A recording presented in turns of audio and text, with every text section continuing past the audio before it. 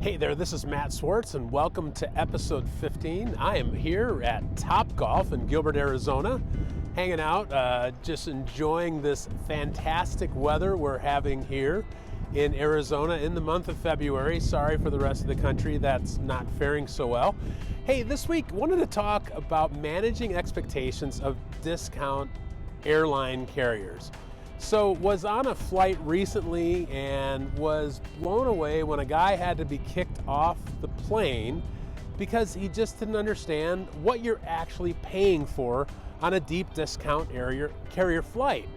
And so for him, he had this idea, kind of like Southwest-ish, like I kind of bought my ticket and I'm gonna sit wherever I want and I want to sit with my buddy.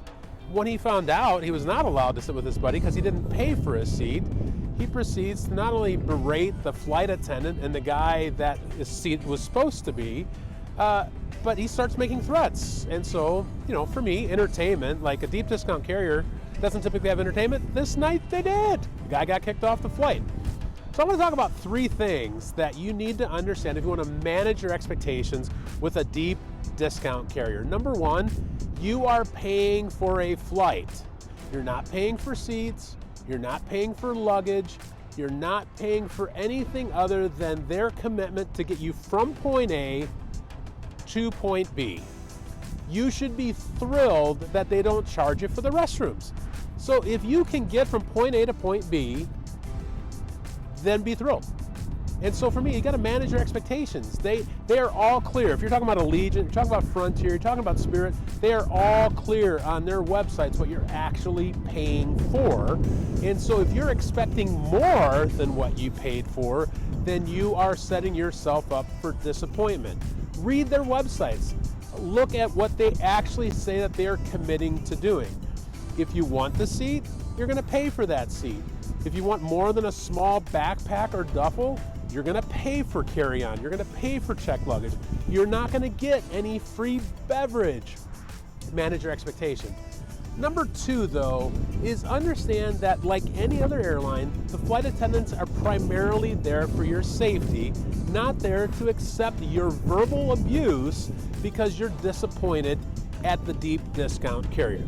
So for me, I was able to get a one-way ticket from Phoenix, Arizona to Orlando, Florida for $34.90 one way.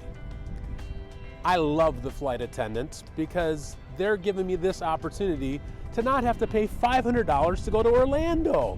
So for me, don't abuse them because you're upset with the fact that maybe a deep discount carrier doesn't have the most convenient times or has weird layovers, or you didn't know that you had to pay for this bag. You have to pay for everything. So like I said, flight attendants primarily there for your safety, not to be the verbal punching bag because you're disappointed. Which leads me to number three. And here for me is what I think is really huge when it comes to understand deep discount carriers. Like for me, I want to leverage as much of my spending with travel as I can. And so for me, in exchange for a cheap ticket, their commitment is to get me there safely and relatively speaking on time.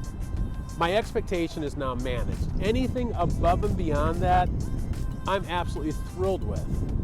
I think if you go into the situation with already this mental chip on your shoulder, you're missing the point of their whole business model and strategy. Their goal is to get you there safely, cheaply, while still making money. So, in my mind, I understand that there's a certain niche that I want to use deep discount carriers for. If I can get everything that I need for that trip in a regular, not overstuffed backpack, I may take a deep discount carrier because for me, for Orlando, I was going to be there 4 days. I could fit everything I needed for the entire week in a regular sized backpack. You probably saw a video where I talked about this bag 2 episodes ago that I took to Florida. Well, that fit within their parameters. Manage your expectation. My whole point is I hope these airlines keep going because they make me happy by buying $35 plane tickets. By the way, my flight home on Spirit was only $69. So for me, it's worth it because I manage my expectations. hey, go ahead and like this video. And if you've had a great experience or a poor experience on a deep discount carrier, comment below. And as always, subscribe, and I look forward to talking to you next week.